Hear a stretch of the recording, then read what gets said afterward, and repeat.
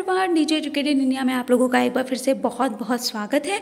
और ये हमारी मैथ्स की क्लास चल रही है। इसमें हमने क्लास 9 की मैथ्स चल रही है जो एनसीईआरटी बेस्ड पैटर्न पे है, यूपी बोर्ड के लिए, बच्चों के लिए, और कोई भी बोर्ड है एनसीईआरटी बेस्ड पे है ये, तो कोई भी इसे पढ़ सकता है। इसमें हमने एक्सरसाइज मैथ्स की 2.2 2.3 कंप्लीट कर ली है। ठीक है, तो हमारा लेसन 1 पहले कंप्लीट हो चुका था। लेसन 2 जो कि बहुपद है उसका 2.1, 2.2 और 2.3 एक्सरसाइज कंप्लीट हो चुकी है। इस लेक्चर में हम पढ़ेंगे 2.4 एक्सरसाइज। तो चलिए बिना किसी देरी के हम जल्दी से स्टार्ट करते हैं।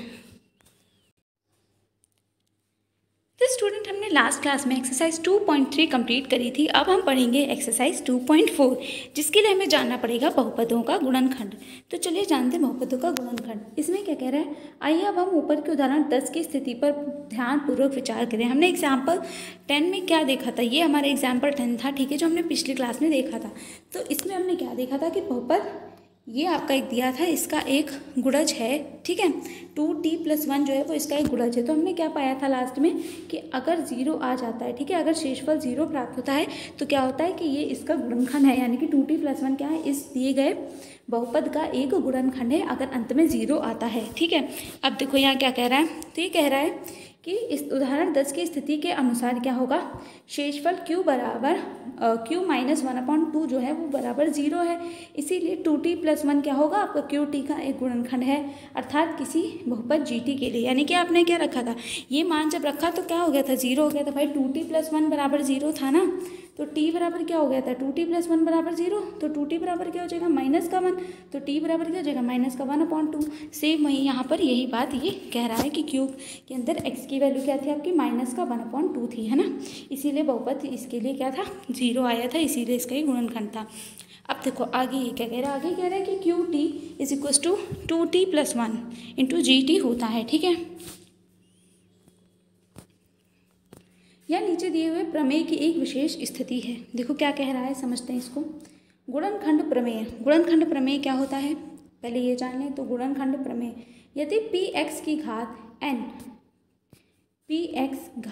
n इज ग्रेटर देन या इक्वल होगी 1 के, ठीक है, वाला एक बहुपद हो और a कोई वास्तविक संख्या है, मतलब कह रहा है कि कोई n घात वाला है, px x की वैल्यू कुछ ऐसी है कि उसकी कुछ पावर है जो n है, जो n पावर क्या है, या तो 1 है या 1 से ज़्यादा है। ठीक है, मतलब उससे कम नहीं है, माइनस में या 0 में घात नहीं है, ठीक है, या तो प्लस में 1 है या क्या है, उससे ज़्यादा होगी या 1 होगी। ठीक, a कोई वास्तविक संख्या हो तो पहला पॉइंट क्या कहता है, पहला पॉइंट कह रहा है कि x माइनस a px का एक गुणनखंड होता है यदि pa बराबर 0 हो, यदि pa बराबर 0 हो। वही जो हमने पिछली बार पढ़ा था भाई कि जब 0 आएगा तभी क्या होगा, वही वो जो हमें दिया गया जाएगा पर्टिकुलर एक बहुपद, वो दूसरे बहुपद का क्या होगा, गुणनखंड होगा जब 0 आएगा तब। ठीक है, ऐसे हम pa बराबर 0 रखें अगर, तो हमारा क्या होगा, px का एक गुणनखंड निकल के आएगा। अब देखो आगे जैसे जैसे एग्जाम्पल समझते जाओगे क्लियर होता जाएगा।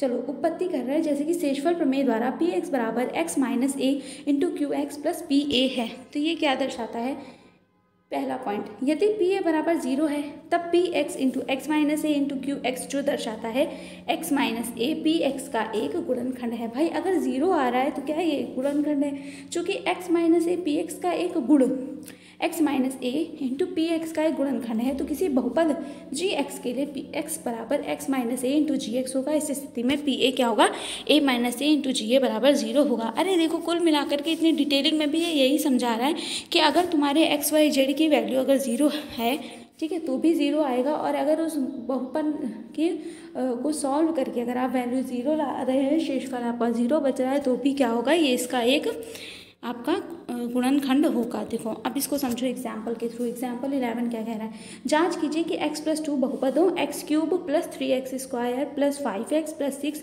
और 2x+4 का एक गुणनखंड है या नहीं। मतलब आपको इन दोनों की जांच करनी है कि ये जो दिया गया आपको x+2, ये इस बहुपद का और इस बहुपद का दोनों का गुणनखंड है या नहीं। मतलब यहाँ से अगर हम x की वैल्यू निकालें तो क्या आएगी, -2 आएगी ना, क्योंकि x+2 = क्या हो जाएगा, 0, तो x = क्या हो जाएगा, -2, मतलब x = -2 आपको वैल्यू रखनी है। तो वो वैल्यू आप इसमें भी रखेंगे और इसमें भी रखेंगे, और अगर दोनों में 0 आ जाता है तो ये दोनों का ही गुणनखंड होगा, जिसमें आएगा उसका होगा, जिसमें नहीं आएगा उसका नहीं होगा। अब देखो सेम इन्होंने पूरा प्रोसीजर यहाँ पे सॉल्व करके दिखाया, x+2 का 0 तो क्या हो जाएगा, -2 आ गई वैल्यू, हमने दिखाया था अभी। अब देखो इन्होंने पहला समीकरण लिया है और दूसरा भी लिया है, तो पहला पहले वाला हल किया है, ठीक है। इसमें तो जहाँ जहाँ पे एक्स था वहाँ पे क्या रख दिया, -2। ये देखो यहाँ -2 का क्यूब, यहाँ -2 स्क्वायर, यहाँ -2, ठीक है। तो जब इसे सॉल्व किया गया तो क्या आया, माइनस का 8 आया पहले, ठीक है, -8 आया। अब देखो 2 का स्क्वायर क्या होता है, -2 का स्क्वायर हो जाएगा 4 पॉजिटिव, ठीक है, और 4 3 12, ये आ गया आपका। 5 × -2 क्या हो गया, प्लस माइनस माइनस हो गया, इसने यहाँ पे क्या हो गया, माइनस का सिंबल आ गया, और 5 2 10 हो गया, माइनस का 10, और ये +6 उतर गया, ठीक है। अब इसको हमने जब सॉल्व किया तो यहाँ पे क्या आ गया, 0, यानी कि क्या हो गया आपका कि x+2 जो होगा वो इस बहुपद का एक गुणनखंड होगा, ठीक है। इसी तरीके से यहाँ भी कह रहा है कि ये इसका क्या है, एक गुणनखंड है। तो पहला तो पता चल गया। अब दूसरे वाले में रखेंगे वैल्यू, तो दूसरा क्या था हमारा, तो दूसरा हमारा दे रखा था यहाँ पे, ये देखिए आप 2x+4 का गुणनखंड x+2 है या नहीं, यानी 2x+4 में -2 वैल्यू रखेंगे x की। तो हमने रखा, तो यहाँ पे 2 -2 को मल्टीप्लाई करेंगे तो क्या हो जाएगा, 2 2 4, माइनस का 4, और एक हो जाएगा प्लस का 4। तो माइनस का 4 और प्लस का 4 क्या होता है, 0। तो यानी कि इसका भी गुणनखंड है, यानी कि यहाँ पे पता चल गया।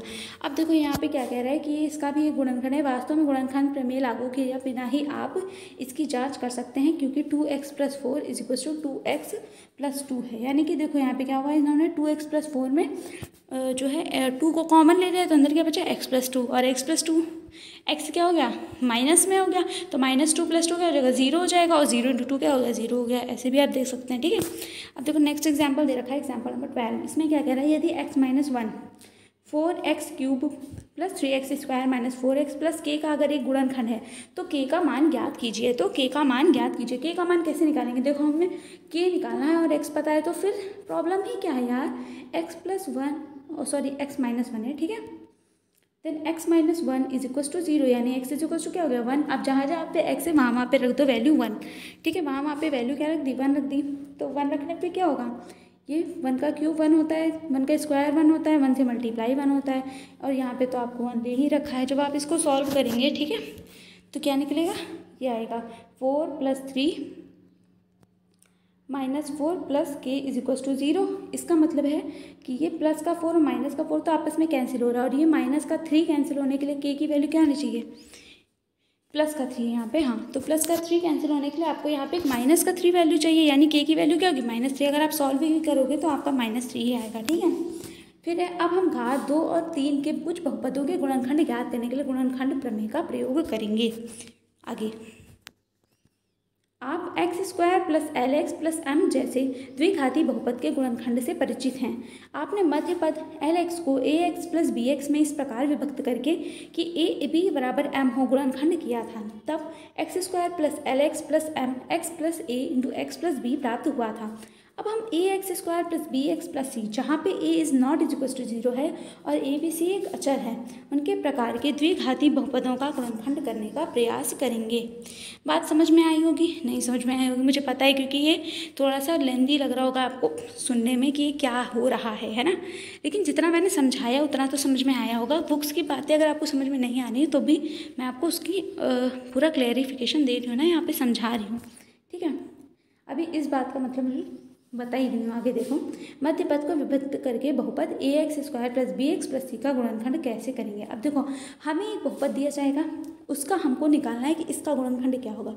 अभी तक हम क्या कर रहे थे, हमको एक दे रहा था, वो एक गुणनखंड दे रहा था, कह रहा था ये बताओ ये इसका गुणनखंड है या नहीं है, हमें जांच करनी थी। लेकिन हमें अब बताना है कि इसका गुणनखंड क्या होगा, ठीक है। तो इस तरीके से हमको जैसे ये दे दिया तो ये कहेगा इसका गुणनखंड क्या है, तो हमें निकाल लेना पड़ेगा। अब मान लीजिए इनके गुणनखंड ये हैं आपके px + q और rx + s, तो क्या होना चाहिए, तो यानी कि ये इक्वेशन लाने के लिए इन दोनों को आपस में गुणा करना चाहिए। अगर हम गुणा कर दें तो हमारा यही इक्वेशन आना चाहिए, है ना, ठीक भाई, ये आएगा। तो x² के गुणांकों की तुलना करने पर हम a = pr प्राप्त होता है। a की वैल्यू क्या मिली, pr। इस प्रकार x के गुणांकों की तुलना करने पर हमें b = ps + qr प्राप्त होता है। साथ ही अचर पदों की तुलना करने पर हमें c = qs प्राप्त होता है, यानी a b c हमें तीनों की वैल्यू पता चल गई यहाँ से गुणनखंड करके, ठीक है। तो इससे यहाँ पता चलता है कि b दो संख्याओं ps और qs का योगफल है, जिनका गुणनफल ps × qs क्या होता है, pr × qs = ac है। अतः ax² + bx + c का गुणनखंड करने के लिए हम b को बी को ऐसी दो संख्याओं के योगफल के रूप में लिखते हैं जिनका गुणनफल ए सी हो। यह तथ्य नीचे दिए गए उदाहरण 13 से स्पष्ट हो जाएगा। तो देखो अभी तक जितना भी क्लियर नहीं हो पाया, अब इस एग्जाम्पल को देखोगे ना तब समझ में आएगा। अभी ABCD के फॉर्म में समझाने में और संख्याओं का उदाहरण देखने में अंतर होता है ना थोड़ा। आप चलो एग्जाम्पल देखते हैं। एग्जाम्पल क्या है? एग्जाम्पल है आपका, मध्य पद को विभक्त करके तथा गुणनखंड प्रमेय का प्रयोग करके 6x² + 17x + 5 का गुणनखंड कीजिए। तो इसका पहला देखो, पहला स्टेप मध्य पद को विभक्त करके, यानी कि हम 2-3 तरीके से निकाल सकते हैं। पहला क्या है? मध्य पद को विभक्त करके। यदि हम ऐसी दो संख्याएं p और q ज्ञात कर सकते हैं जिससे कि क्या मिल जाए हमें 17। देखो इसका मेन मोटिव क्या होता है? सबसे पहले तो अगर आपको ये पहले स्क्वायर वाली संख्या, फिर घात 1 वाली, फिर घात 0 वाली संख्या अगर इस क्रम में नहीं दिया है तो पहले तो आपको इसको इस क्रम में लगाना पड़ेगा। ठीक है, जैसे मैंने कल भी आपको बताया था कि आपको क्या करना पड़ेगा, इस क्रम में लगाना पड़ेगा। ठीक है, आरोही क्रम में लगाना पड़ेगा। इस क्रम में आपको लगाना पड़ेगा, पहले बड़ा, फिर छोटा, फिर उससे छोटा। ठीक है, अवरोही क्रम में लगाना पड़ेगा। तो उसके बाद क्या करना पड़ेगा, अभी हम इसको 17 जो मिड पॉइंट होगा आपका, ठीक है, ये वाला आपका जैसे जिस पे घात 1 चढ़ी होगी, इसको दो ऐसे टुकड़ों में आपको तोड़ना पड़ेगा। ठीक है, ऐसे दो टुकड़ों में तोड़ना पड़ेगा जो एक इसके साथ गुणे में हो जाए और एक इसके साथ संबंधित हो। ठीक है, दोनों के साथ संबंधित हो। अब देखो इसको यहाँ पे ऐसे क्लियर किया गया है कि जैसे p + q = 17 होना चाहिए। ऐसी दो संख्याएं लो जिनका योगफल क्या हो, 17 हो। या p × q क्या कर दिया, 6 × 5 कर दिया। तो p × q कर दिया हमने p + q निकालने के लिए। तो 6 5 से क्या हो गया, 30 हो गया। ठीक है, तो हम यहाँ तो हम गुणनखंड प्राप्त कर सकते हैं। अतः आइए हम 30 के गुणनखंड युग्मों को ढूंढें। कुछ युग्म 1 और 30, 2 और 15, 3 और 10, 5 और 6 हैं। ऐसे भी हमें कुछ मिलेंगे। देखो इन युग्मों को हमें 2 और 15 के युग्म में p + q प्राप्त होता है। यानी कि हमने जब इसको तोड़ेंगे ना तो कैसे आएगा, देखो अगर 30 1 सा करें तो 30 आएगा। ठीक है, 15 2 सा 30 होता है। ठीक है, 3 10 सा 30 होता है, 5 6 सा 30 होता है। ऐसे टुकड़ों में हम इस 30 को तोड़ सकते हैं। ठीक है, p × q का मतलब भैया देखो एक बार फिर से मैं क्लियर बता दूं, इसको निकालने के लिए क्या किया, इसको 2 भागों में बांटना था। अब इसको कैसे 2 भागों में बांटे, इसको समझने के लिए क्या किया गया, सबसे पहले इस वाली संख्या और इस वाली संख्या को हमने आपस में गुणा कर दिया। जब गुणा किया तो क्या आया, हमारे पास आया जो संख्या 30। ठीक है, अब हमें इस 30 की हेल्प से इसको तोड़ना है। तो इसको हमें तोड़ना है तो हम इसे क्या कर सकते हैं, तो हमने इसको जो है इसके टुकड़े किए 30 के। तो हमें क्या क्या मिला, ये किन किन संख्याओं को गुणा करके आता है, इन संख्याओं को गुणा करने पर आता है। 15 को 3 को, है ना, ऐसे। तो हमने यहाँ से क्या ले लिया, हमने यहाँ से 2 और 15 उठा ली, क्योंकि 2 और 15 को हम जोड़ते तो क्या हमें मिलेगा, 17 मिलेगा। अब देखो हम आगे क्या करेंगे, आगे हमें क्या करना है, अब हमने इसको 2 और 15 के फॉर्म में तोड़ दिया। यानी 6x² + 17x + 5 को हमने तोड़ा तो यहाँ पे क्या है आपका 6x² और 17 को हमने 2 भागों में तोड़ दिया, 2 + 15। बात तो वही है ना, चाहे 17x लिखो चाहे 2 + 15x लिखो। ठीक है, और +5। अब हमने इसको खोल लिया x से मल्टीप्लाई करके, तो क्या है 6x² + 2x + 15x और +5। अब कॉमन लेंगे तो 6x² + 2x में कॉमन होगा आपका 2x। जब 2x कॉमन लेंगे तो अंदर क्या बचेगा, 2 3 सा 6 होता है और एक x कॉमन है इसलिए 3x होगा और यहाँ पे बचेगा 1। तो ये 3x + 1 बचा। अब इन दोनों में 5 कॉमन ले लिया तो 5 बार आ गया, तो 5 3 सा 15, 3x और +1 सेम आया 3x + 1। तो ये 3x + 1 बाहर कॉमन हो गया और बचा 2x + 5। तो ये क्या हो गया, इसका गुणनखंड हो गया। यानी इस पूरे समीकरण का जो गुणनखंड निकलेगा वो ये निकलेगा और ये क्या होगा, इसका आंसर हो जाएगा। इस तरीके से हमें गुणनखंड ज्ञात करना है। ठीक है, बात समझ में आ रहा होगा। अब हर 2 क्या है, गुणनखंड प्रमेय की सहायता से। वो तो आपको मध्य संख्या की सहायता से दिखा रहा था, ये है गुणनखंड प्रमेय की सहायता से। अब गुणनखंड प्रमेय की सहायता से हम कैसे निकालते हैं गुणनखंड, तो इसको देख लेते हैं। ठीक है, तो इसके लिए क्या करना है, सबसे पहले देखिए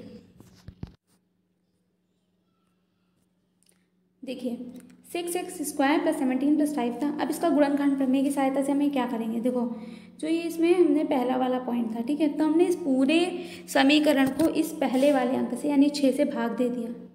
तो 6 से भाग दे दिया। ठीक है, और उसको क्या किया हमने, अंदर ही इसको गुणे में ले लिया। ठीक है, देखो कैसे क्या हुआ है, ये 6 हमने बाहर निकाल दिया है और नीचे भी इनमें क्या कर दिया, 6 से इन सब में गुणा भी कर दिया है। 6 को बाहर लेकर के 6 को अंदर गुणा भी कर दिया है, भाग भी किया है और बाहर से सम्मिलित रूप से गुणा भी किया है। अब इसके बाद क्या होगा, बराबर 6 हमने रख दिया है, ये हमने px मान लिया है। ठीक है, 6 क्या है, px मान लिया है। तो अब क्या होगा यदि ए और बी पी एक्स के शून्य हो तो 6x² + 17x + 5 = क्या होगा 6 × x - a × x - b। ये हमने क्या बना लिया, पी एक्स के शून्य मान लिए ए और बी। आई बात समझ में, ठीक है। अतः ए बी बराबर 5/6 होगा। हम इसको सॉल्व करेंगे तो ए बी बराबर 5/6 निकलेगा। आइए हम ए और बी के लिए कुछ संभावनाएं देखें। अब देखो इसकी कुछ संभावनाएं देकर इसको उदाहरण को समझाने के लिए प्रयास किया गया है। यदि प्लस माइनस 1/2 1/3 ऐसे ही प्लस माइनस में पूरा है, ठीक है, तो प्लस माइनस दोनों में हो सकते हैं। अब p की पावर p × 1/2 x का मान पहले 1/2 रख के इन्होंने देखा है, लेकिन ये 0 के बराबर नहीं आया है। फिर हमने -1/3 रखा है तो ये 0 आ गया है, यानी कि x + 1/3 क्या होगा, इसका एक गुणनखंड होगा। इसी प्रकार जांच करके आप ये ज्ञात कर सकते हैं कि x + 5/2 px का एक गुणनखंड है, ठीक है। तो इसको भी हम करके इसका गुणनखंड निकाल सकते हैं। देखो ये वाली विधि जो है ना वो थोड़ी सी टफ है, गुणनखंड प्रमेय टफ क्या है, लेकिन आप लोगों को थोड़ा सा दिक्कत होगी इसमें, मुझे समझ में आ रहा है। तो जो है इसीलिए आपको इस मेथड का यूज़ नहीं करना है। मेथड आपको सिर्फ यही वाला यूज़ करना है अपने सवालों में, मध्य पद को विभक्त करने वाला, ठीक है। फिर भी ये मेथड आपके सिलेबस में तो आपको बता दिया मैंने। अब देखो उदाहरण के लिए विभक्त करने की विधि का प्रयोग अधिक प्रभावशाली है, फिर भी अब हम एक और उदाहरण लेंगे। देखो अब ये एक गुणनखंड प्रमेय की एक और उदाहरण दिया है, इसका हमें गुणनखंड प्रमेय करना है, ठीक है, गुणनखंड निकालना है। कैसे करेंगे, हमने पी वाई बराबर ये मान लिया। अब हम पी वाई बराबर लेंगे y - a × y - b। देखो y a b दो संख्याएं हैं जिनको हमें ज्ञात करना है, ठीक है। तो इस तरीके से हमने इसके दो गुणनखंड ले लिए। अब हम पहले देखो, और a × b क्या है हमारे पास 6 है, a × b क्या है 6 है, a b 6 हम कैसे निकालते हैं, इसको और इसको मल्टीप्लाई करते हैं, तो इसके साथ 1 है, इसके साथ 6 है, इसको हमने निकाल लिया a b, ठीक है। a × b बराबर 6 हो गया। अब हमें गुणनखंड प्राप्त करने के लिए हम 6 के गुणनखंड ज्ञात करेंगे। तो 6 के गुणनखंड क्या है, 1 है, 2 है और 3 है, ठीक है। 1 2 और 3 होगा गुणनखंड 6 का। देखो गुणनखंड कैसे निकालते हैं, 6 का निकालेंगे, 2 3 × 6 और 3 1 × 3, तो क्या क्या आएगा, 2 आएगा, 3 आएगा, 1 आएगा।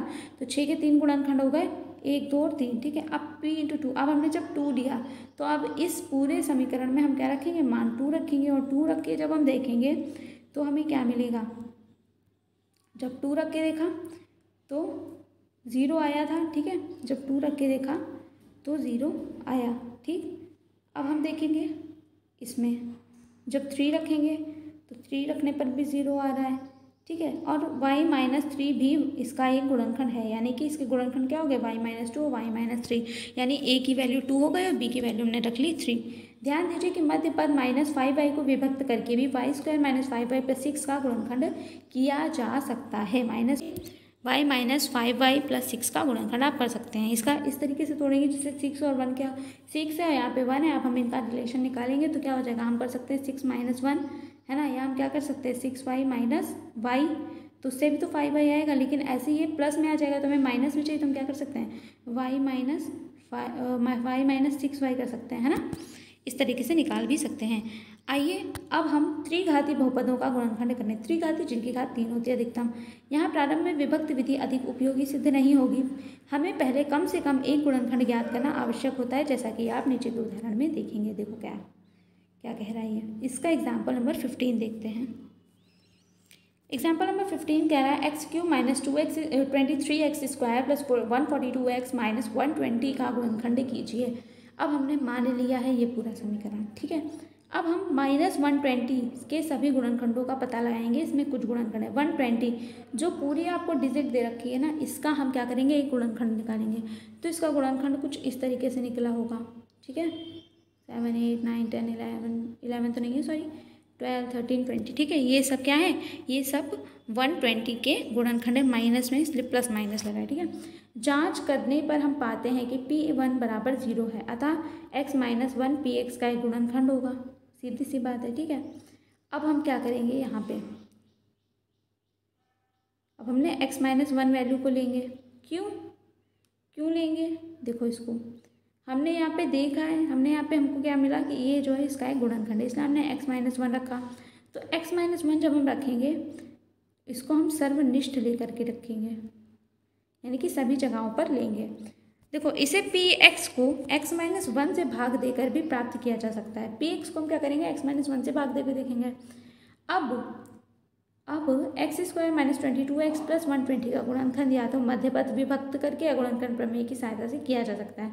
मध्य पद को विभक्त करने पर हमें क्या प्राप्त होगा? अगर हम मध्य पद वाला फॉर्मूला लगाएं तो क्या होगा? तो हमें ये 12x माइनस 10x करेंगे। अब हम इसमें कॉमन लेंगे और हमको ये गुणनखंड मिल जाएगा। ठीक है,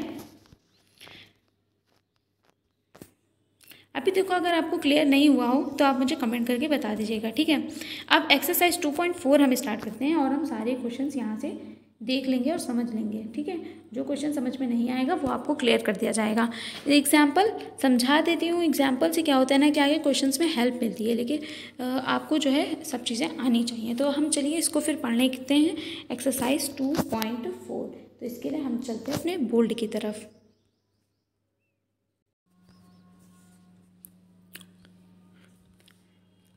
चलिए फिर पहला क्वेश्चन देखते हैं एक्सरसाइज 2.4 का।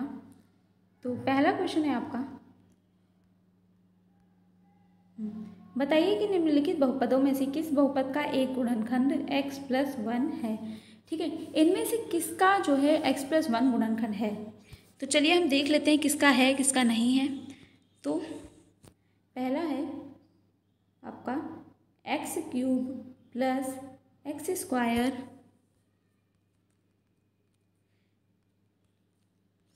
ये पहला वाला है x cube plus x square plus x plus 1। इसे हम यहाँ पे लिख लेते हैं। पहला वाला x cube plus x square plus x plus 1। अब हमें पता क्या करना है गुणनखंड x प्लस 1 का, कि x प्लस 1 इसका गुणनखंड है या इनमें से किसी का है या नहीं। ठीक है, तो x प्लस 1 हमको पता करना है, तो हम क्या मानेंगे? x plus 1 is equals to क्या होगा? 0 होगा, है ना। x plus 1 is equals to 0, यानी x इज इक्वल्स टू क्या होगा? माइनस का 1। अब हमें इन सारी जितने भी यहाँ पे सर्वसमीकाएँ आप होती हैं वहाँ पे आपको x का मान क्या रखना है? माइनस का 1, x की वैल्यू -1। तो अब हम इसमें x की वैल्यू -1 रखेंगे तो क्या आएगा? -1 का होल क्यूब प्लस -1 का स्क्वायर प्लस माइनस का 1 और प्लस 1। ठीक है, अब -1 का क्यूब क्या होता है? -1 होता है, प्लस -1 का स्क्वायर पॉजिटिव प्लस। ठीक है, प्लस माइनस माइनस का 1 आ जाएगा और ये क्या है? प्लस का 1। तो ये आपका +1 -1 और +1 सब तो कैंसिल हो गया, यानी क्या बचा? इज इक्वल्स टू बचा 0। यानी कि जो x प्लस 1 है आपका वो इस समीकरण का जो बहुपद है इसका, ये आपका जो बहुपद दे रखा है इसका क्या होगा? x प्लस 1 एक गुणनखंड है, यानी कि x प्लस 1 इसका क्या होगा? इस समीकरण का गुणनखंड है। ठीक है, गुणनखंड है। यह आपका इस बहुपद का गुणनखंड निकल आया, क्योंकि इसके आंसर में क्या मिला? वैल्यू हमें 0 मिली। जिसका वैल्यू हमें 0 मिलता है उसमें क्या मिलता है? वो होता है उसका गुणनखंड। अब हमें पहला तो पता चल गया कि पहले वाले का गुणनखंड x प्लस 1 है। अब हम यही देखेंगे दूसरे वाले क्वेश्चन में। तो दूसरा वाला क्वेश्चन देखते हैं। तो ये पहले वाला हमारा गुणनखंड था, तो हम यहाँ पे लिख देते हैं y लिख देते हैं, y मतलब यस, या यहाँ पे यस लिख देते हैं। ठीक है, अब ये वाला देखते हैं या नहीं है। तो सेकेंड वाला क्या है? सेकेंड वाला है x की power 4 plus x cube plus x square plus x plus 1। ठीक है, तो इसे हम यहाँ पे अब लिख लेते हैं अपने क्वेश्चंस को। क्वेश्चन नंबर सेकेंड की आपकी है x की पावर 4 प्लस एक्स की power 3 plus x square plus x plus 1। Value हमें सेम रखनी है, क्या? यही x बराबर -1। ठीक है, तो सेम वैल्यू रखेंगे, यानी कि -1 की पावर हो गई आपकी 4, फिर प्लस -1 की पावर 3 प्लस -1 का स्क्वायर प्लस -1 प्लस 1। अब इसे सॉल्व करेंगे तो -1 की पावर 4 क्या होगी? माइनस माइनस प्लस, फिर प्लस माइनस माइनस और फिर माइनस माइनस प्लस, यानी क्या हो जाएगा? 1 हो जाएगा। ठीक है, प्लस -1 का क्यूब क्या होता है? माइनस का 1 होता है। तो यहाँ पे हमें प्लस ना लगा के क्या लिखना पड़ेगा? हमें माइनस लिखना पड़ेगा। तो यहाँ पे माइनस का 1 हो जाएगा।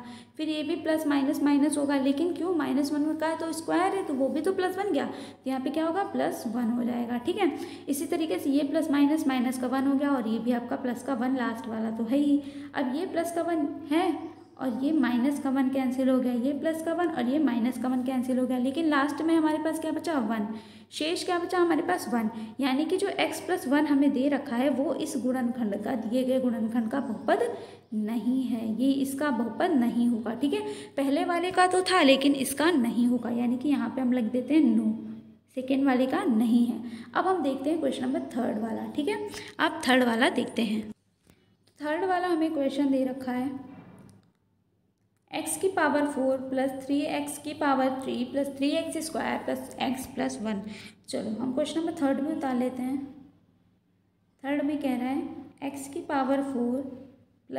3x³ + 3x² + x + 1। अब हम फिर से x⁴ -1 रखेंगे सब जगह, तो फिर से हो जाएगा -1 -1⁴ + 3 × -1 का क्यूब + 3 × -1 का स्क्वायर प्लस माइनस का 1 और प्लस का 1।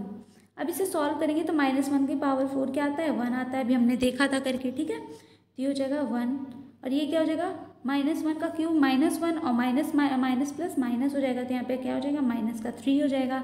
फिर ये क्या हो जाएगा -1 का स्क्वायर होता है प्लस का 1, तो ये क्या हो जाएगा प्लस का 3 हो जाएगा।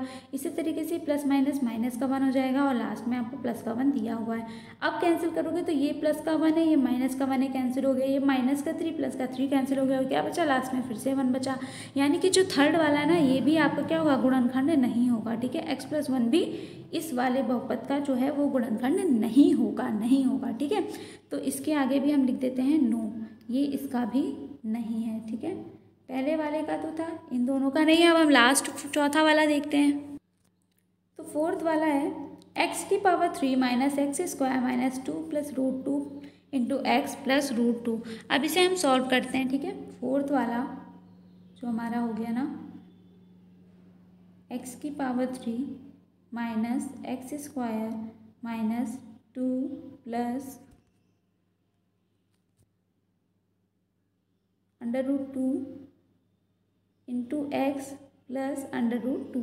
अब हम इसमें x⁴ -1 रखेंगे तो -1 का क्यूब -1 का स्क्वायर -2 + √2 इंटू क्या हो जाएगा माइनस का 1, बाहर माइनस का 1 आ जाएगा है ना,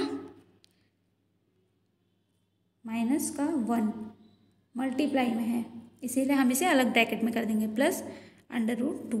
अब हम जब इसको खोलेंगे तो ये तो -1 ही हो जाएगा और ये तो प्लस का 1 होगा, लेकिन प्लस माइनस फिर से ये माइनस हो जाएगा तो माइनस का 1 हो जाएगा माइनस। अब ये माइनस है, ठीक है, -1 × 2 क्या हो जाएगा माइनस का 2 हो जाएगा, माइनस का 2। लेकिन अब माइनस का 2 तो अंदर हम कर देते पहले माइनस का 2, ठीक है, और इसे करेंगे तो क्या हो जाएगा माइनस का √2। ओके, फिर ये हो जाएगा प्लस √2। अब हम इसे भी सॉल्व करेंगे तो ये माइनस माइनस प्लस हो जाएगा, तो यहाँ पे क्या आ जाएगा माइनस का 2। अब यहाँ पे माइनस लगाए तो क्या होंगे अंदर के चिन्ह चेंज रहेंगे, माइनस माइनस हो जाएगा प्लस, तो यहाँ पे हमें क्या मिलेगा प्लस का 2 मिलेगा, प्लस का 2 मिलेगा और ये प्लस का √2 मिलेगा। ठीक है, और ये तो प्लस का √2 है ही, तो यहाँ पे आपका माइनस का 2 और प्लस का 2 तो आप कैंसिल हो जाएगा। ठीक है, माइनस का 2 और प्लस का 2 क्या हो जाएगा कैंसिल हो जाएगा, यहाँ पे माइनस नहीं रहेगा क्योंकि माइनस माइनस क्या हो गया यहाँ पे प्लस हो गया है, तो माइनस का 2 प्लस का 2 कैंसिल हो गया। अब हमारे पास बचा क्या है √2 + √2, तो √2 + √2 क्या होता है, √2 + √2 होता है 2√2। क्या बचा 2√2, जो कि 0 तो नहीं होता है, यानी कि x + 1 जो होता है वो इस बहुपद का गुणनखंड नहीं होगा। ठीक है, इसका भी नहीं होगा, यहाँ पे भी हम लिख देंगे नो। और इसने कहा ही था कि बताइए कि निम्नलिखित बहुपदों में से किस बहुपद का एक गुणनखंड x + 1 है, तो ये पहले वाले गुणनखंड का ये एक गुणनखंड है, बाकी में से किसी का भी नहीं है। आई बात समझ में? तो मुझे लगता है क्वेश्चन नंबर 1 क्लियर हो चुका होगा। आप चलते हैं हम क्वेश्चन नंबर 2 की तरफ। तो क्वेश्चन नंबर 2 हमारा है गुणनखंड प्रमेय लागू करके बताइए कि निम्नलिखित स्थितियों में से प्रत्येक स्थिति में g(x) p(x) का एक गुणनखंड है या नहीं। यानी कि ये जो संख्या है ये इस गुणनखंड का, इस संख्या का गुणनखंड है या नहीं है। अब देखो उसमें क्या था, एक ही दे रखा था, उसे चेक करना था कि वो सबका है या नहीं। लेकिन इसमें सब सारे जो है बहुपदों के लिए अलग अलग दे रखा है। कैसे, चलो देखते हैं। पहला वाला, तो पहला वाला आपको दे रखा है 2x³ plus x² minus 2x minus 1।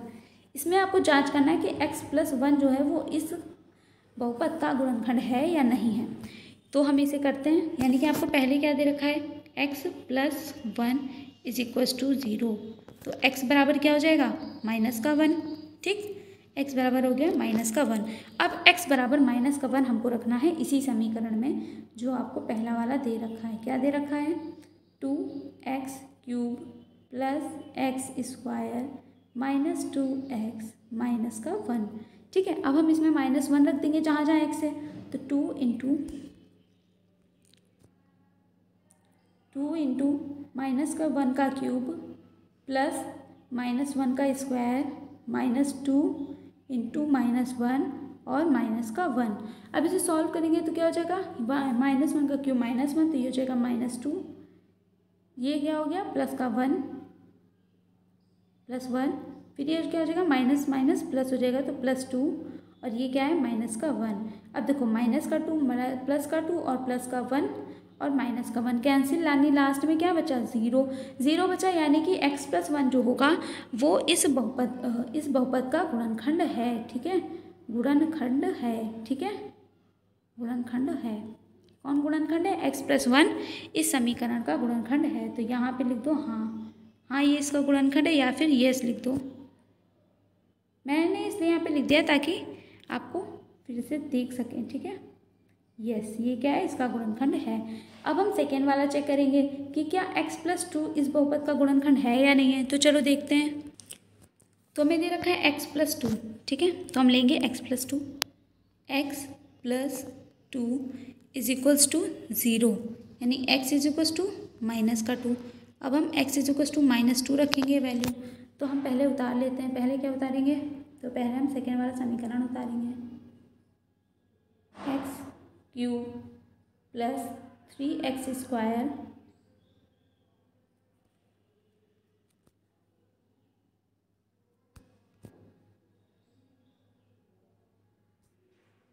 Square ही नहीं बन रहा, चलो देखो 3x² प्लस 3x प्लस 1। ठीक है, अब इसमें x की वैल्यू -2 रख दो, तो यानी -2 का क्यूब प्लस 3 इंटू -2 का स्क्वायर प्लस 3 इंटू माइनस का 2 और प्लस 1। ओके, -2 का क्यूब क्या होता है, माइनस का 8 प्लस यहाँ पे हम करेंगे, और -2 का स्क्वायर तो प्लस में ही आएगा 4, और 4 3 सा 12। ओके, यहाँ पे क्या हो जाएगा, प्लस माइनस माइनस हो जाएगा, प्लस माइनस माइनस हो जाएगा, और 3 2 सा 6 प्लस 1। अब हम इसे सॉल्व करेंगे, तो इसे सॉल्व करने पे क्या आएगा, देखो इसे सॉल्व करने पे आएगा, तो ये आपका सॉल्व होके बचेगा -1। ठीक है, -1 जो क्या है 0 के बराबर तो नहीं होता है, नॉट इक्वल टू 0, यानी कि ये क्या है, जो आपका x प्लस 2 है वो इस दिए गए बहुपद का गुणनखंड नहीं है। ठीक है, नहीं है। अगर 0 आता तो होता, लेकिन लास्ट में तो हमारे पास -1 बच रहा है, यानी ये इसका गुणनखंड नहीं है। तो सेकेंड वाले के आगे क्या हो जाएगा, नो। ओके, अब हम थर्ड वाला देखेंगे। थर्ड वाला क्या, x³ minus 4x² plus x plus 6 के लिए हमें x माइनस 3 रख के देखना है। चलो देख लेते हैं। ठीक है, तो इसके लिए दे रखा है आपको x minus 3 is equals to 0, यानी x इज इक्वल्स टू क्या हो जाएगा, 3 हो जाएगा। अब हमें x के लिए मान क्या रखना पड़ेगा, 3 रखना होगा। तो हम इसमें रखेंगे मान x³ पर plus 4x² plus x plus 6 में हम वैल्यू क्या रखेंगे, x की 3 रखेंगे। ठीक है, तो 3 वैल्यू रख दो, तो क्या हो जाएगा, ये 3 का क्यूब प्लस 4 इंटू 3 का स्क्वायर प्लस 3 प्लस 6। ओके, तो 3 का क्यूब क्या हो जाएगा, 3 3 9 है, 9 3 27 प्लस 4 3 12 होता है, लेकिन 3 का स्क्वायर है तो 3 3 9 हो जाएगा, और 9 4 क्या होता है 36। ओके, तो यहाँ पे 36 आ जाएगा, प्लस 3 एंड प्लस का 6। अब ये 0 आएगा क्या, किसी भी एंगल से यहाँ पे 0 आने वाला है। सॉरी, मैंने यहाँ पे गलत उतार दिया समीकरण, सॉरी मेरी मिस्टेक हो गई। यहाँ पे माइनस लगाना था आपको 4x² पे, तो इसको माइनस कर देते हैं। चलिए, ओके, यहाँ पे माइनस होगा, मैंने ध्यान नहीं दिया, सॉरी, ये लीजिए। ठीक है, बाकी हाँ बाकी ठीक है। बाकी प्लस, ओके बाकी सही है। अब हम इसे सॉल्व करेंगे तो देखते हैं हमारा क्या आता है। तो 27 माइनस 36 क्या होगा, तो हो जाएगा माइनस का 9, ठीक है, माइनस का 9। ये क्या आपका प्लस का 9 हो जाएगा, 639 प्लस का 9। अब माइनस का 9 और प्लस का 9 क्या हो जाएगा, 0 हो जाएगा। यानी कि क्या हो जाएगा, x माइनस 3 इस दिए गए बहुपद का एक गुणनखंड है, ठीक है, इसका गुणनखंड है। यानी यहाँ पे तीसरा वाला भी क्या हो जाएगा, यस हो जाएगा, यानी कि सही हो जाएगा। अब अगर बात करें यहाँ पे तो इस तरीके से हम देख सकते हैं कि पहला वाला सही है, पहला वाला इसका गुणनखंड है, ठीक है, दूसरा वाला नहीं है और फिर से तीसरा वाला है। तो ये सेकेंड वाला क्वेश्चन भी इस तरीके से कंप्लीट हो गया। अब चलते हैं क्वेश्चन नंबर 3 की तरफ। तो क्वेश्चन नंबर 3 हमारा है, k का मान ज्ञात कीजिए जबकि निम्नलिखित स्थितियों में प्रत्येक स्थिति में x + 1 px का एक गुणनखंड होगा। यानी हमको x + 1 ही सबके लिए गुणनखंड लेना है और हमें k का मान निकालना है। तो चलो भाई फटाक से हम कर लेते हैं। इस टाइप का क्वेश्चन हम पहले भी कर चुके हैं, तो कुछ भी नया नहीं होगा। चलो x + 1 हमें क्या दे रखा है, तो x - 1 दे रखा है, ठीक है। x - 1 = 0, यानी x की वैल्यू क्या होगी, 1। अब हमें x की वैल्यू 1 ही रखनी है सारे समीकरण में, ठीक है, और हमें निकालना क्या है, k का मान। अब इसको अलग कर दो साइड में। अब करते हैं सवाल। तो फर्स्ट वाली आपको दे रखी इक्वेशन x² + x + k = 0, ठीक है। अब x² मतलब क्या हो गया, 1 का स्क्वायर मतलब 1 प्लस x की वैल्यू 1 प्लस k = 0। 1 + 1 क्या होता है, 2, ठीक है। तो 2 + k = 0, 2 + k = 0। तो k = क्या होगा, -2। यानी पहले समीकरण में k का मान क्या निकला, -2। तो यही क्या हो गया, आंसर हो गया। k की वैल्यू क्या आई, -2। पहले वाले का हो गया। अब देखते हैं सेकेंड वाला। तो सेकेंड वाला आपको कह रहा है, सेकेंड वाला आपका ये वाला है आपका क्वेश्चन, सेकेंड वाला 2x² + kx + √2। अब ये वाला हल करके देखते हैं भाई। इसमें भी हम x की वैल्यू 1 रखेंगे। कर लो, 2x² + kx + √2। चलो x² की वैल्यू यानी कि 2 × 1 का स्क्वायर प्लस k × 1 + √2। अब देखो 2 1 का स्क्वायर क्या होगा, 2 हो जाएगा, 2 + k × 1 = k + √2 = 0, ठीक है। अब यानी कि यहाँ पे क्या हो जाएगा, 2 + √2 यानी कि k के बराबर अब हमको निकालना है ना। तो k बराबर यानी कि अगर हम पहले 2 + k बराबर देखें तो -√2 हो जाएगा, है ना। और k बराबर क्या हो जाएगा, -√2 और -2, है ना। यानी हम इसको इस तरीके से भी तो लिख सकते हैं। इसको हम लिख सकते हैं k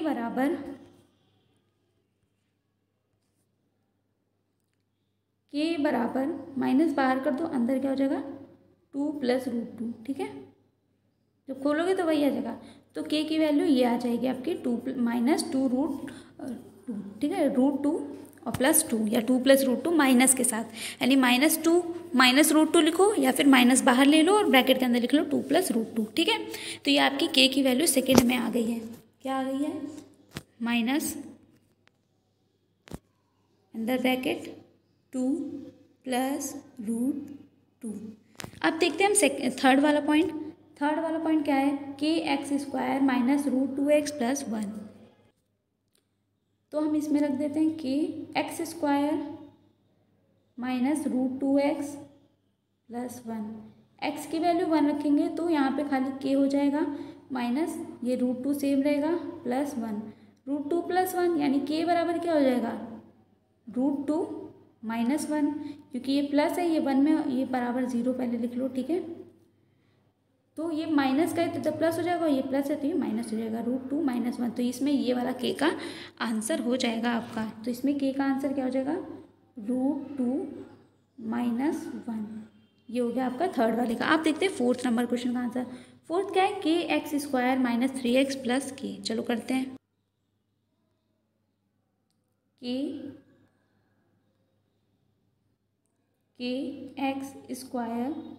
- 3x + k = 0। अब रख दो 1 वैल्यू, तो ये हो गया k - 3 +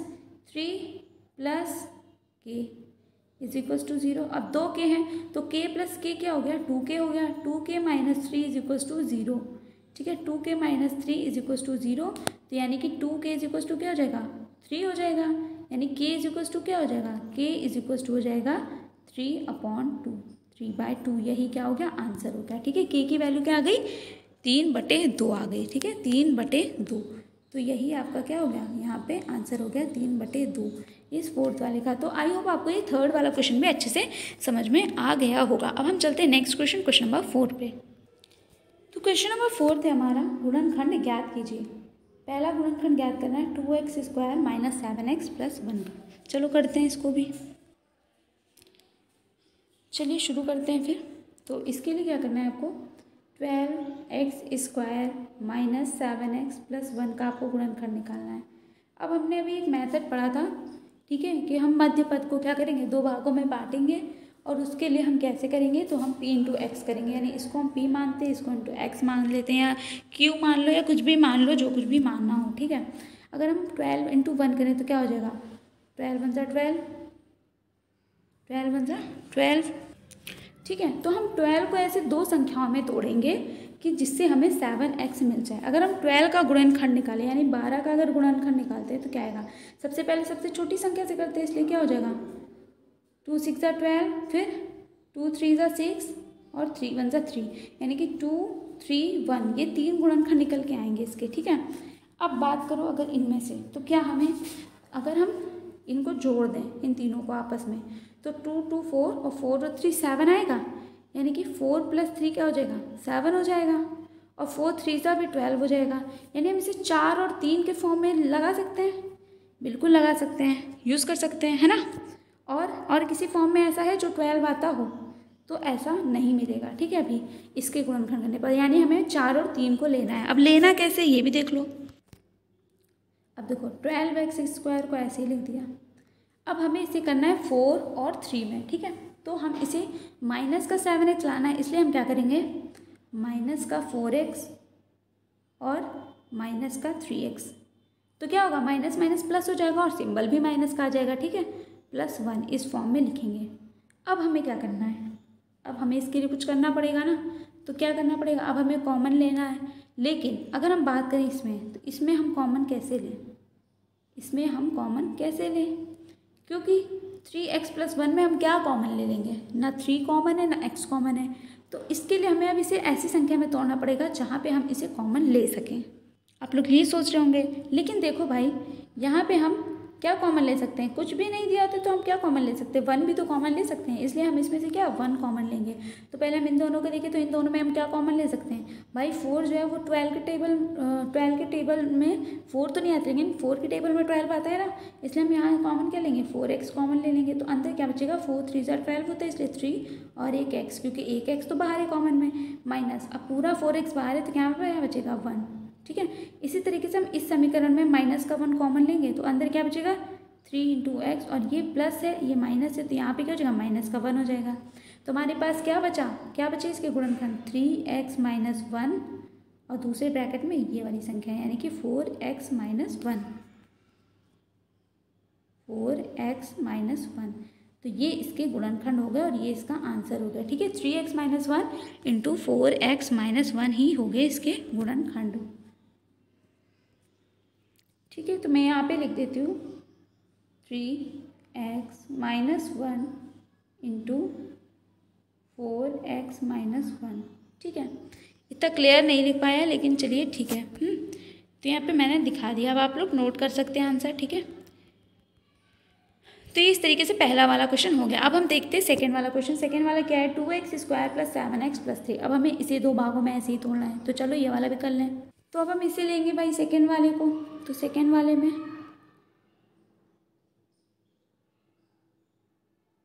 2x² + 7x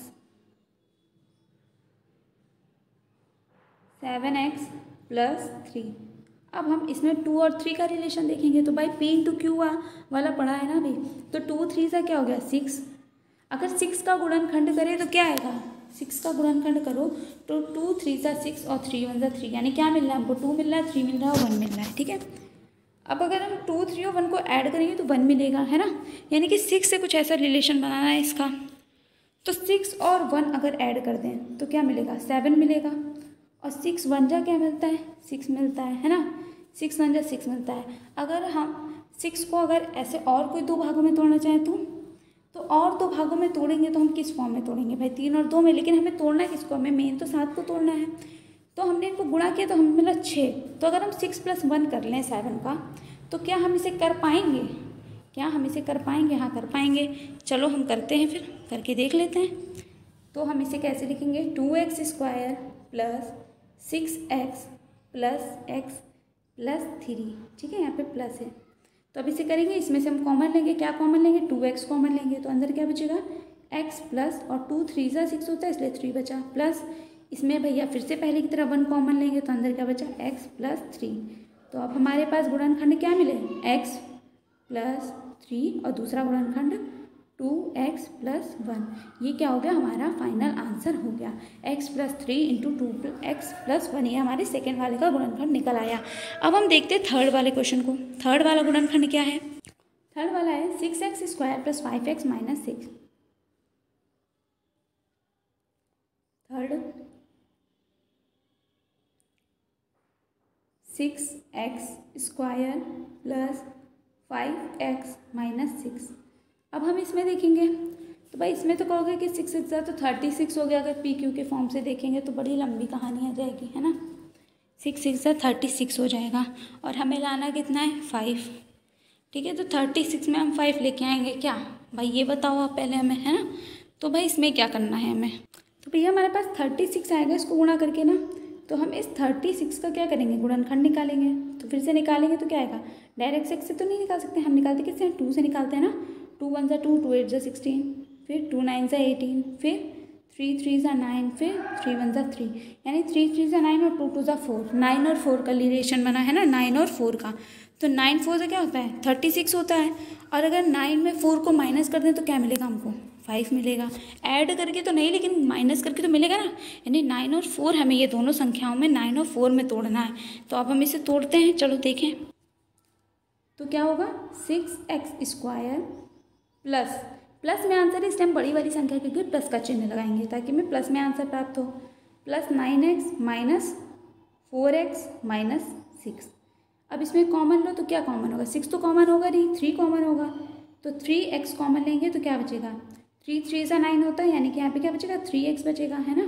x बचेगा, हाँ। क्यों, हम यहाँ पे 3x को हम पहले 6x लेंगे ना, तो 3x कॉमन लिया है तो पहले इसको देखेंगे। तो 3 2 जा 6 होता है, तो 2x + 3, ठीक है, 2x + 3। अब इन दोनों में कॉमन लेंगे तो क्या लेंगे, हम माइनस का 2 कॉमन लेंगे। तो अंदर क्या बचेगा, 2x और प्लस 2 3 जा 6। तो इसका गुणनखंड क्या निकलेगा, 2x + 3, ठीक है, और 3x - 2। ये हो गया आंसर, यही निकला गुणनखंड तीसरे वाले का, 2x + 3 × 3x - 2। ये हो गया तीसरे वाले का गुणनखंड। अब देखेंगे हम गुणनखंड चौथे वाले का, 3x² - x - 4 का गुणनखंड। चलो अब हम फोर्थ वाले का भी कर लेते हैं। तो 3x² - x - 4, ठीक है, -4। अब हमें फिर से देखा तो 4 और 3 का गुणा किया तो क्या हो गया, 4 3 जा 12। अब कहोगे यार 12 का, तो फिर से निकालेंगे हम।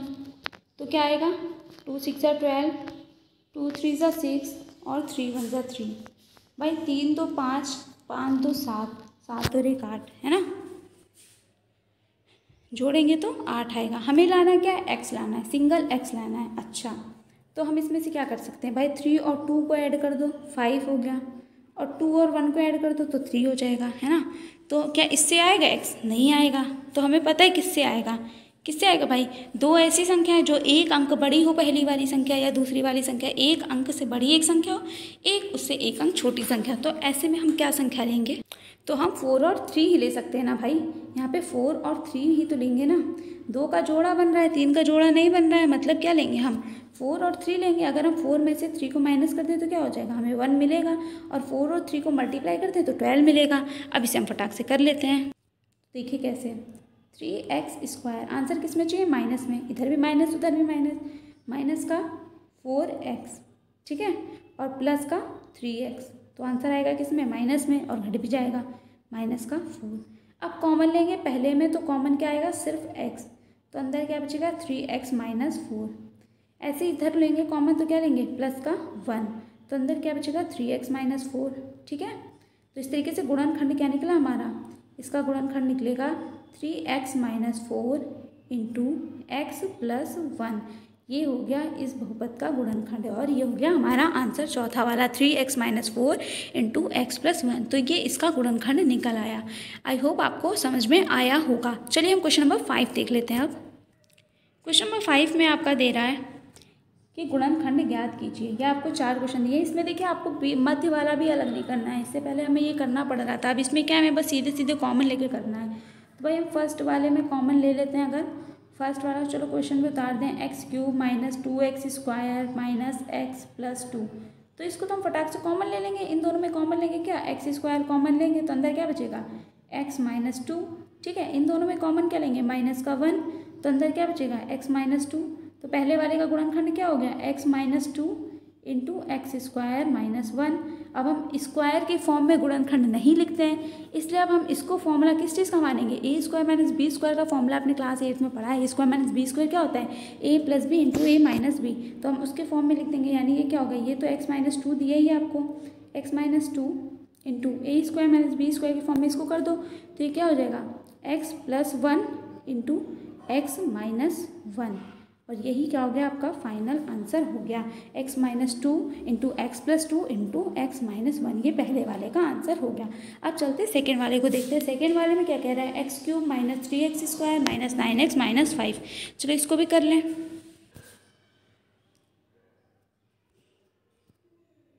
Second, x cube minus 3x square minus 9x minus 5। Common ले लेंगे इनमें, तो हम एक्स स्क्वायर कॉमन लेंगे तो अंदर क्या बचेगा एक्स माइनस 3।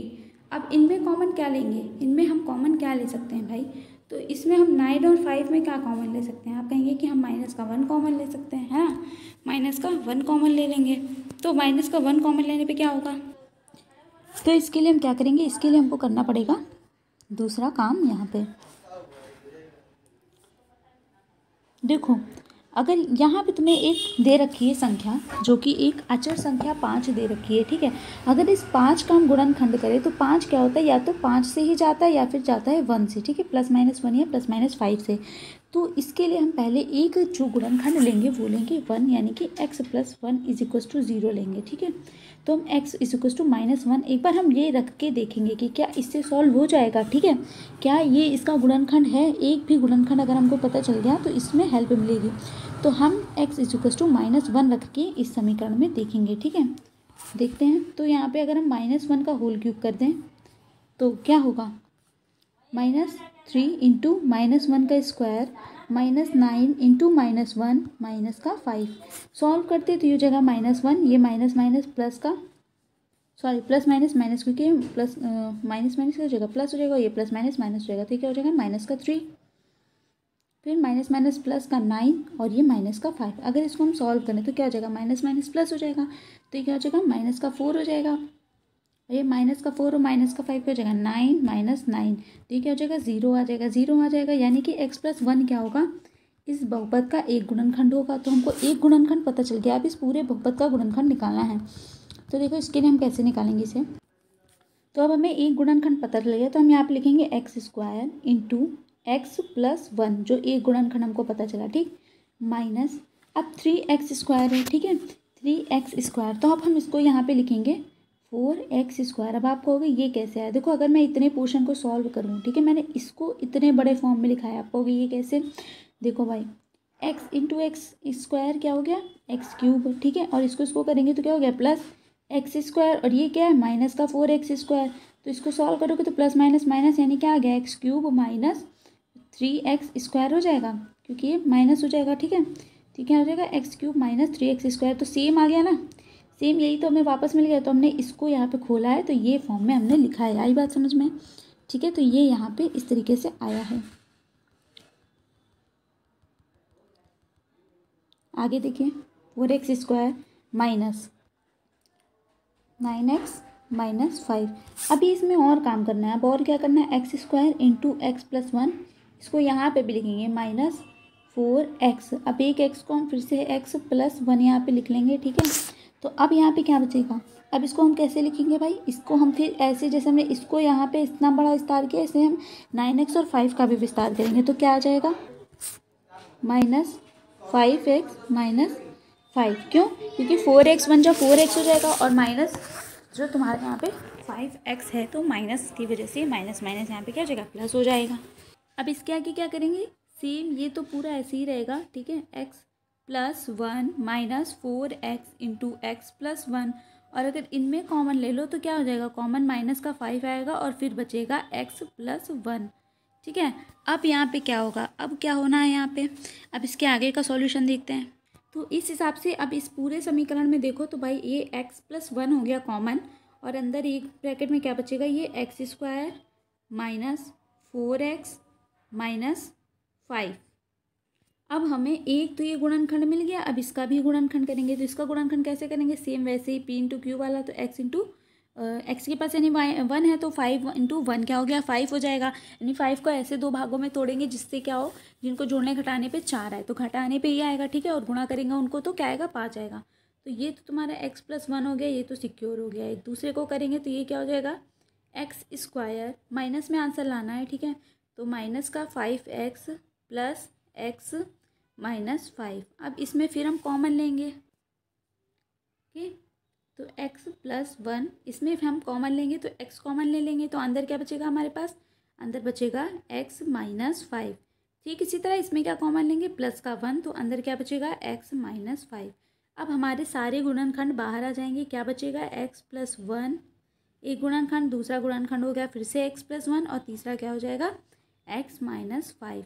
तो ये हमारा गुणनखंड हो गया क्वेश्चन नंबर सेकेंड का, x प्लस 1 और x -5।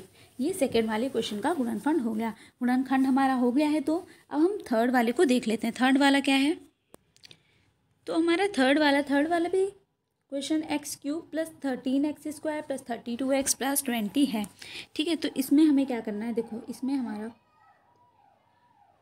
x³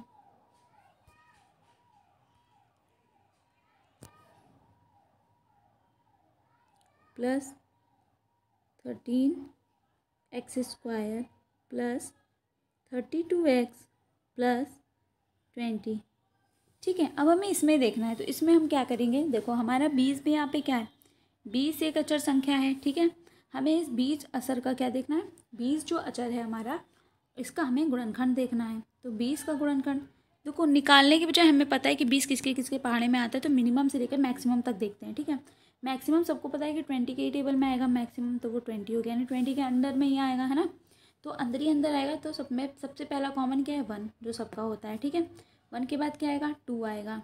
3 के टेबल में 20 आता नहीं आता, 4 के टेबल में आता है, 5 के टेबल में आता है, 6 के टेबल में नहीं आता है, ठीक है। 7 के टेबल में भी नहीं आता है, 8 के टेबल में भी नहीं आता है, 9 के टेबल में भी नहीं आता है, 10 के टेबल में आता है, ठीक है। इसी प्रकार 11 के भी टेबल में नहीं आएगा, 12 के भी टेबल में नहीं आएगा, 13, 14, 15, 16, 17, 18 किसी में नहीं आएगा, सीधे 20 में। यानी इतने पहाड़ों में क्या आता है, 20 आता है, यानी ये क्या होगा, 20 के गुणनखंड हो गया। अब हम सबसे पहला वाला लेंगे, x प्लस 1 वाला। तो हम लेंगे x plus 1 is equals to 0, यानी x की वैल्यू क्या हो गई, -1। अब हम ये चेक करेंगे कि क्या x प्लस 1 इसका गुणनखंड है। अगर है तो हमें एक पता चल जाएगा, जैसे हमने सेकेंड वाला क्वेश्चन किया वैसे ये वाला भी हो जाएगा। तो हम x प्लस 1 को रख के देखेंगे, तो रखेंगे तो क्या हो जाएगा यहाँ पे, x² x plus 1 plus 12x² plus 32x 32 है, ठीक है, 32x plus 20।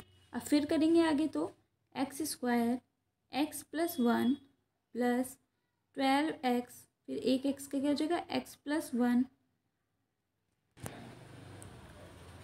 Plus 20x plus 20। देखो यहाँ पे 20x कैसे आ रहा है, इसको एक बार समझ लो। देखो ये सेक्शन तो यहाँ तक तो समझ में आ गया होगा, ठीक है। अब इस सेक्शन की बात करो, तो 12x यहाँ पे भी एक x होगा, ठीक है। 12x इंटू एक्स क्या होगा, 12x², 12x इंटू 1 क्या होगा, 12x, और 12x अगर 32x में से माइनस करेंगे तो क्या बचेगा 20x, इसलिए यहाँ पे ये 20x आया है। ठीक है, समझ में आ गया।